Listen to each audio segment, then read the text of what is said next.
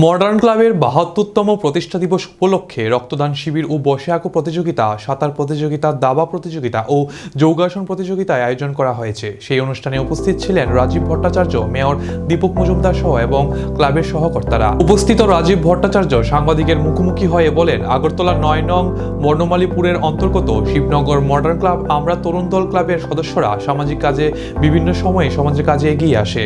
তার মধ্যে দুর্গাপূজা যেটা অনেক আকর্ষণীয় হয় এবং সেই দুর্গাপুজোকে সামনে রেখে বিভিন্ন সামাজিক কর্মসূচির উদ্যোগ নিয়ে থাকেন। রাজীব ভট্টাচার্য তাদের এই কর্মসূচি দেখে ক্লাবের সদস্যদের অনেক শুভেচ্ছা ও অভিনন্দন জ্ঞাপন করলেন। তার সাথে আগামী দিনেও যাতে তাদের কর্মসূচি এগিয়ে যায় সেটা নিয়ে তাদের থেকে আশা রাখেন। আমাদের বর্ণমালীপুরের অন্তর্গত আমাদের শিবনগর মডার্ন ক্লাব আমরা তরুণ দল সংঘের তরফ থেকে তারা সামাজিক কাজে বিভিন্ন সময়ে সমাজের কাজকর্মের জন্য তারা এগিয়ে আসে।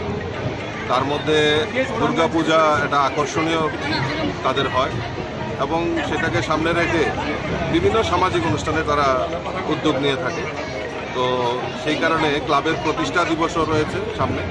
তো সেই কারণে আজকে তারা ব্লাড ডোনেশন, যেটা আমাদের রক্তদান মহৎদান আমরা সবাই জানি, এরকম একটা কাজে তারা ব্রতী হয়েছে এবং আমি তাদেরকে শুভেচ্ছা এবং শুভকামনা জানাচ্ছি ক্লাবের উদ্যোক্তাদেরকে, এবং আগামী দিন আরও তারা সমাজের বিভিন্ন কাজে এগিয়ে আসবে সেটা তাদের কাছে আমি অনুরোধ করছি।